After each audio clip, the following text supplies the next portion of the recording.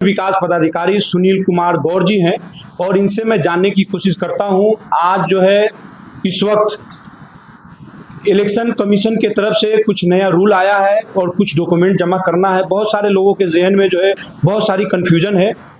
पहले जो आया था उसमें बहुत सारे डॉक्यूमेंट जमा करना था, लेकिन इस वक्त कुछ चेंजिंग आई है और क्या चेंजिंग आई है उनके बारे में सर से विस्तार रूप से जानकारी लेने की कोशिश कर रहा हूं ताकि हमारे व्यूअर के लिए बेहतर हो और कन्फ्यूजन दूर हो। सर, सबसे पहले एटीवी नेशनल न्यूज़ में आपका स्वागत है। बहुत बहुत धन्यवाद। सर, किस तरह का इसको विस्तार से बताइए कि क्या क्या जमा करना है, किस तरह से जो है अपना फॉर्म भरे लोग। जैसा कि ईसीआई के गाइडलाइन के अनुसार, इलेक्शन कमीशन ऑफ इंडिया के गाइडलाइन के अनुसार 3 कैटेगरी में डिवाइड किया गया था। 1/7/1987 के पूर्व, 1/7/1987 के बाद, 2/12/2004 के बीच में और 2/12/2004 के बाद। इन व्यक्तियों को जो मतदाता सूची में जिन व्यक्तियों का नाम था 87 के पहले 11 दिए गए दस्तावेजों में से एक दस्तावेज़ लगाना था। 87 और 2004 के बीच में उस व्यक्ति का 11 में से एक दस्तावेज और उसके साथ साथ उसके माता या पिता में से किन्हीं एक का दस्तावेज, और 2004 के बाद जिसका इपिक है उसका 11 में से एक डॉक्यूमेंट और माता और पिता दोनों का एक एक दस्तावेज़ लगाना था। चुनाव आयोग के अनुसार अभी कहा गया है कि जो आपका गणना प्रपत्र है उसमें आगे और पीछे अपनी एंट्री भर के आप बीएलओ को दे दें। बीएलओ उसको साइट पे अपलोड कर देंगे और साइट पे अपलोड करने के बाद डॉक्यूमेंट बाद में लेके भी अपलोड किया जा सकता है। तो अभी जितने भी हमारे मतदाता हैं उनके लिए ईसीआई की जो गाइडलाइन आई है उस गाइडलाइन के अनुसार केवल उनको जो गणना प्रपत्र है आगे और पीछे भर के अपने बीएलओ को दे देना है। बीएलओ अपने लॉगिन से उसको अपलोड कर देंगे। और रही बात डॉक्यूमेंट की, तो उसकी तैयारी के लिए वोटर को टाइम मिल जाएगा। उनके पास जब दस्तावेज हो जाए तो अपने बीएलओ को वो दे दें। तो अभी चुनाव आयोग की तरफ से ये सुविधा हो गई है कि आप सिर्फ गणना प्रपत्र, आपका जो फॉर्मेट है उसको आप भर लें और अपने बीएलओ को दे दें। अभी अनुलग्नक अगर आपके पास नहीं है तो अभी छोड़ दीजिए, बाद में जब आपके पास होता है तब दे दीजिए।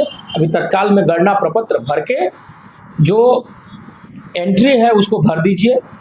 जो वैकल्पिक है उनको भर भी सकते हैं, उनको नहीं भी भर सकते हैं, और अपने बीएलओ को दे दीजिए। चलिए सर, बहुत शुक्रिया। सर, एक और कन्फ्यूजन आ रहा है कि जैसे कि जिनका 2003 में नाम है तो वो तो अपना भर रहा है, लेकिन माता पिता के जगह पे जो ईपिक नंबर जो डालना है वो क्या जरूरी है डालना? देखिए, ईपिक नंबर तो हमेशा आवश्यक है। जो भी आपका गणना प्रपत्र है उसमें ईपिक नंबर लिखा हुआ है। ईपिक नंबर तो आपका पहचान है, किसी भी वोटर का पहचान ईपिक नंबर से है, तो ईपिक नंबर तो दर्शाना अनिवार्य है।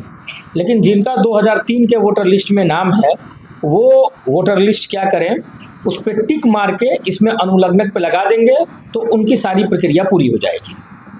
सर, कुछ लोग का कहना है कि उनको सूची ही प्राप्त नहीं हुआ है, सूची ही नहीं मिला है, तो क्या करें? 2003 का जो वोटर लिस्ट है वो मैं विभिन्न जो भी हमारे सुपरवाइज़र हैं, 11 सुपरवाइज़र हैं बैरगनिया में, उन सबको हमने प्रोवाइड करा दिया है। ब्लॉक में 2 प्रति उसकी रखी हुई है।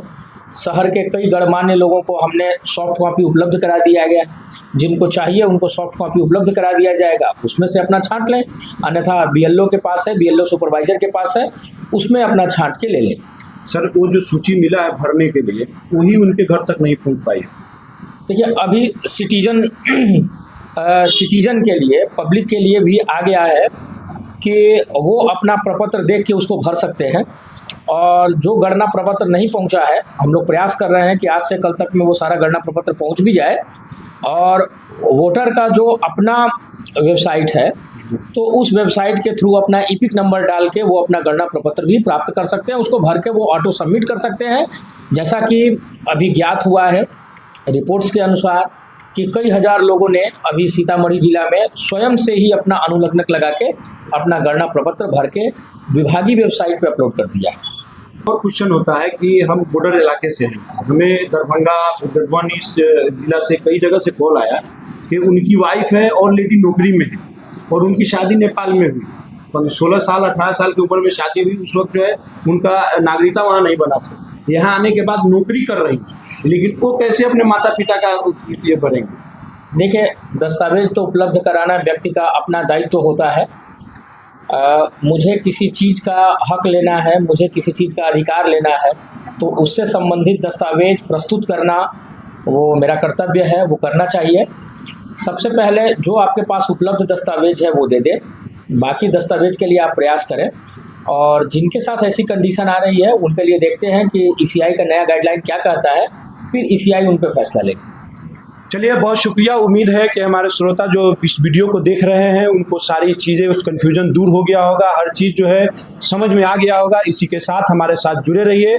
अच्छी खबरों के लिए, सच्ची खबरों के लिए जमा खान, ATV नेशनल न्यूज़। जय हिंद, जय भारत। शेयर करना ना भूलें। धन्यवाद।